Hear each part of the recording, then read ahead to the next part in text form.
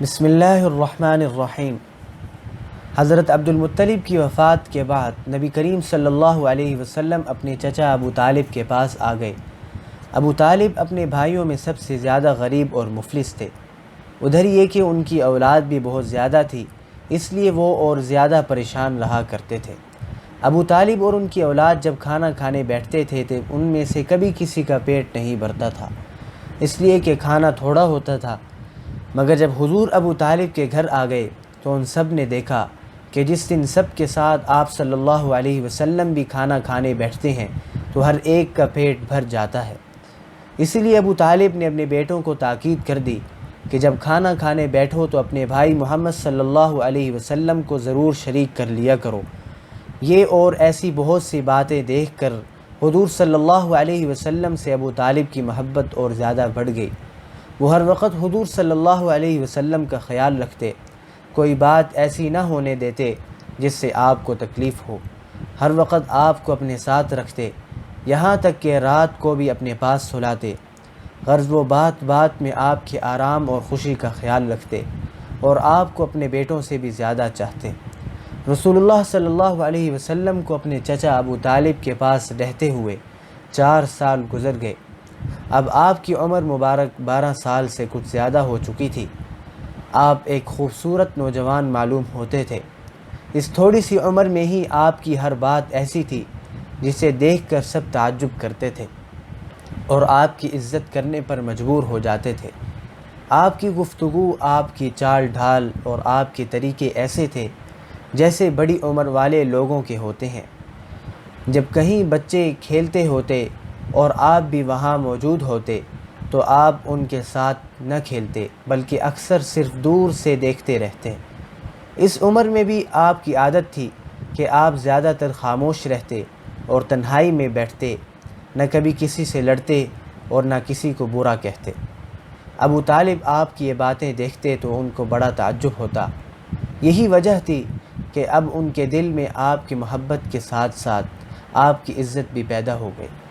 اب وہ آپ سے بات چیت کرتے تو اس طرح نہیں جیسے عام بچوں سے کرتے ہیں، بلکہ اس طرح بات کرتے جیسے کسی بڑے اور تجربہ کار آدمی سے کیا کرتے ہیں۔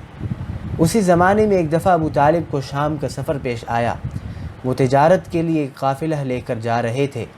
جب چلنے کا وقت آیا تو حضور صلی اللہ علیہ وسلم نے بھی ان کے ساتھ جانے کی خواہش کی۔ ابو طالب تیار ہو گئے اور اب آپ صلی اللہ علیہ وسلم کو بھی ساتھ لے لیا۔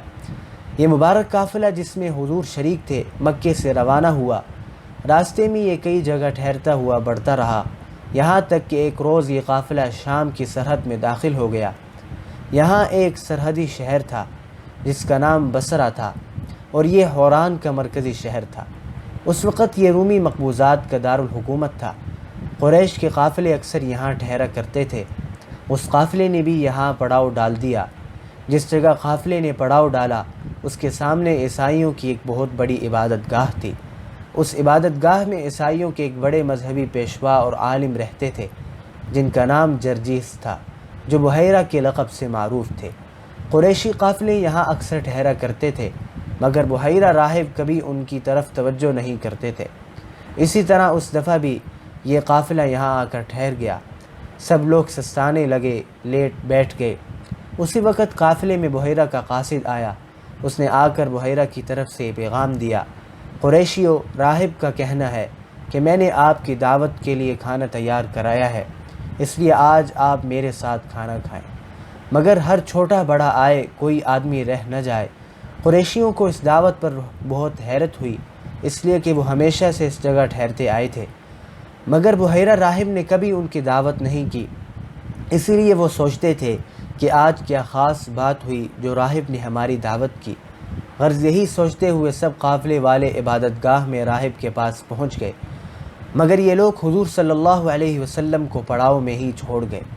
انہوں نے خیال کیا کہ آپ بچے ہیں، اس لیے آپ کو ساتھ لے جانا ضروری نہیں۔ جب یہ لوگ راہب کے پاس پہنچے تو ایک قریشی نے بحیرہ سے کہا، بحیرہ، آج تو آپ نے بالکل نئی بات کی۔ ہم یہاں سے اکثر گزرا کرتے ہیں لیکن کبھی آپ ہماری دعوت نہیں کرتے، پھر آج کیا نئی بات ہے؟ بحیرہ نے جواب دیا، یہ بات تو ٹھیک ہے، مگر آپ لوگ ہمارے پڑوس میں آ کر ٹھہرے، اس لیے ہمارے مہمان ہیں۔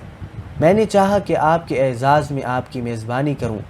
بحیرہ نے اپنی مذہبی کتابوں میں حضور کی نشانیاں پڑھی تھی، اور وہ یہ جانتے تھے کہ اب دنیا کی آخری امت کے نبی آنے والے ہیں۔ اس دفعہ جب قریش کا قافلہ یہاں آ کر ٹھہرا تو انہوں نے دیکھا کہ بادل کا ایک ٹکڑا ایک قافلے والے پر مستقل سایہ کیے ہوئے ہے اور ان کے ساتھ ساتھ ہے۔ اب راہب نے دیکھا کہ یہ بادل ایک نوجوان لڑکے پر سایہ کیے ہوئے ہے۔ پھر وہ نوجوان ایک درخت کے نیچے بیٹھے تو بدری درخت پر آ گئی۔ بحیرہ نے اس نبی کی جو نشانیاں پڑھی تھی ان میں ایک نشانی یہ بھی تھی کہ ان پر ایک بادل سایہ کیے ہوگا۔ اس لیے انہوں نے اپنا اطمینان کرنے کے لیے سب قافلے والوں کی دعوت کی تاکہ خدا کے رسول کو قریب سے دیکھیں۔ چنانچہ جب وہ لوگ آ گئے تو بحیرہ نے ان سب پر الگ الگ نظر ڈالی، مگر ان میں سے کسی کے ساتھ بھی وہ نشانی نظر نہ آئی۔ راہب نے پھر قریشیوں سے کہا، قریشیوں، آپ میں سے کوئی رہا تو نہیں؟ قافلے والوں نے بتایا کہ ہم سب ہی آ گئے ہیں، صرف ایک بچے کو چھوڑ آئے ہیں، وہ کم عمر ہے، اس لیے ہم نے ساتھ لانا ضروری نہیں سمجھا۔ مگر راہب نے پھر اصرار کیا کہ کوئی بھی غیر حاضر نہیں ہونا چاہیے۔ چنانچہ حضور کے تایا حارث جا کر حضور کو بھی لے آئے۔ راہب نے دیکھا کہ جب حضور صلی اللہ علیہ وسلم آ رہے تھے تو اس بادل کا سایہ آپ کے ساتھ ساتھ تھا۔ اس کے بعد بحیرہ آپ کے بدن کو گھور گھور کر دیکھتے رہے۔ راہب کو آپ صلی اللہ علیہ وسلم میں وہ ساری نشانیاں نظر آ رہی تھیں جو انہوں نے پیغمبر آخر الزماں کے متعلق اپنی کتابوں میں پڑھی تھیں۔ جب سب لوگ کھانا کھانے کے بعد واپس جانے لگے تو بحیرہ راہب جلدی سے حضور کے پاس آئے اور کہنے لگے، میں آپ سے کچھ باتیں پوچھنا چاہتا ہوں۔ آپ کو لات اور عزیٰ کی قسم، آپ میری باتوں کا جواب ضرور دیجیے۔ حضور نے فرمایا، لات اور عزیٰ کے نام پر مجھ سے کچھ مت پوچھو، خدا کی قسم ان سے زیادہ ناپسند مجھے کوئی چیز نہیں ہے۔ بحیرہ نے کہا، تب پھر آپ کو خدا کی قسم میری باتوں کا جواب دیجیے۔ اس پر آپ نے بحیرہ کو اجازت دی کہ جو کچھ پوچھنا چاہتے ہو پوچھو۔ اب بحیرہ نے حضور سے وہ ساری باتیں پوچھنی شروع کیں جو آپ کی ذات سے متعلق تھیں۔ راہب نے آپ کی عادات، مزاج، سونے جاگنے اور اٹھنے بیٹھنے کے متعلق سوال کیے۔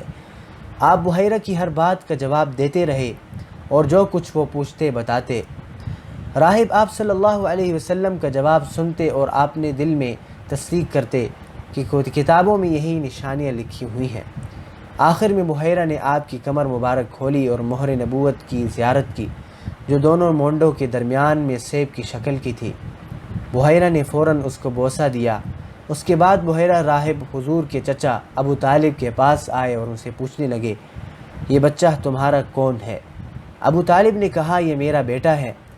بحیرہ نے انکار میں گردن ہلا کر کہا، یہ ناممکن ہے، یہ ہو ہی نہیں سکتا کہ اس بچے کا باپ زندہ ہو۔ ابو طالب کو بہت حیرت ہوئی، مگر انہوں نے کہا، یہ میرے بھائی کا بیٹا ہے۔ راہب نے پوچھا، اور ان کے باپ؟ ابو طالب نے جواب دیا کہ ان کا انتقال اس وقت ہی ہو گیا تھا جب یہ اپنی ماں کے پیٹ میں تھے۔ راہب نے کہا، تم ٹھیک کہتے ہو۔ پھر انہوں نے حضور کی والدہ کے متعلق پوچھا کہ وہ زندہ ہیں یا نہیں۔ ابو طالب نے بتایا کہ ان کا بھی انتقال ہو چکا ہے۔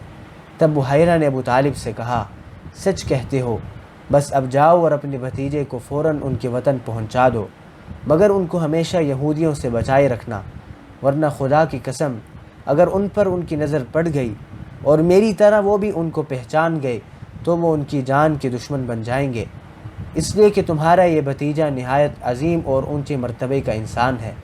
یہ سمجھ لو کہ میں نے تمہیں نصیحت کر کے اپنا فرض پورا کر دیا، بس اب فوراً انہیں لے کر واپس چلے جاؤ۔ ابو طالب خود بھی دیکھتے تھے کہ ان کے بھتیجے عام بچوں جیسے نہیں ہیں، بلکہ وہ بہت ہی خاص خوبیوں کے مالک ہیں، اس لیے وہ سمجھ گئے کہ بحیرہ راہب ٹھیک کہہ رہے ہیں۔ چنانچہ ابو طالب آگے نہیں گئے بلکہ یہیں سے حضور کو لے کر مکے واپس آ گئے۔